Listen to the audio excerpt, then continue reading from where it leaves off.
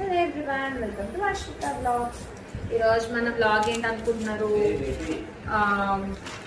బుక్స్కి అట్లేయడం ఎలా, బుక్స్కి అట్లేయడం ఎలా అనే కాన్సెప్ట్ మీద మీరు ఏమైనా డిఫరెంట్గా వేస్తే కనుక నాకు షేర్ చేసుకోండి. బట్ నేను ఎలా వేస్తా అని చెప్తామని చెప్పి సరిపోలేదు.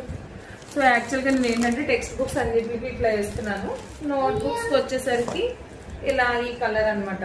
నా అప్పుడు గట్టిగా న్యూస్ పేపర్లు వాడేసేదాన్ని, గట్టిగా అవే న్యూస్ పేపర్స్ నెక్స్ట్ అకాడమిక్కి కూడా యూజ్ చేసేవాళ్ళు.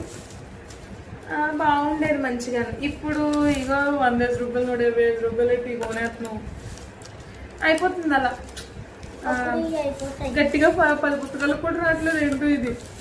ఒకప్పుడు పోలంత రోజులు ఇచ్చారు. ఏదో బాగా తెలుగు మీరు పేరు ఎలాగో స్కూల్స్ వాళ్ళు ఇవన్నీ వేయించుకురామన్నారు. మా దుంపల వాళ్ళు అయితే పట్టించుకునేవారే కాదు. ఇవన్నీ శుభ్రంగా ఎవరో ఒకళ్ళో ఇద్దరు స్ట్రిక్ట్గా ఇవి ఉంటేనే కానీ రావద్దనేవారు. న్యూస్ పేపర్ దానికి వేసేసేవాళ్ళం, పడి వెళ్ళిపోయేవాళ్ళు. అయిపోయేది. ఇప్పుడు ఇలాంటివే కావాలండి. న్యూస్ పేపర్లు అయితే మరి ఇదిగా ఉంటున్నారు. ఒకరు చూపించిన న్యూస్ పేపర్లు వేసుకురంటే పర్లేదు అనేవాళ్ళు. ఎంత ఖర్చు తగ్గుతుంది. న్యూస్ పేపర్లు కూడా రేట్ పెరిగిపోయినాయి. అన్నీ కాస్ట్లీ అయిపోయాయి బాగా. సో ఇది నాకు ఇచ్చిన హోంవర్క్ అనమాట. ఇవాళ ఏంటి అలా బుట్టలు ఎక్కడన్నా ఉన్నప్పుడు చేద్దామని 3 days నుంచి అనుకున్నా. అలా 2 బుక్స్ వేసుకున్నా. పడుకున్న తర్వాత ఇలా స్టార్ట్ చేస్తున్నాము. వచ్చింది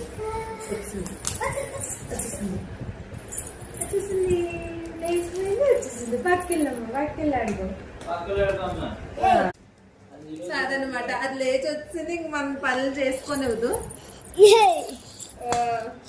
సో అట్లా వేయడం ఎలా ఏమన్నా ఏంటంటారు, ఈజీగా కింద సంవత్సరం యూజ్ చేసుకోవడానికి ఎలాగో ఉండదు. ఇదంతా వేస్ట్ అయిపోతుంది. ఇలా కాకుండా యూస్ఫుల్ మెథడ్స్ ఏమైనా ఉంటే చూడండి.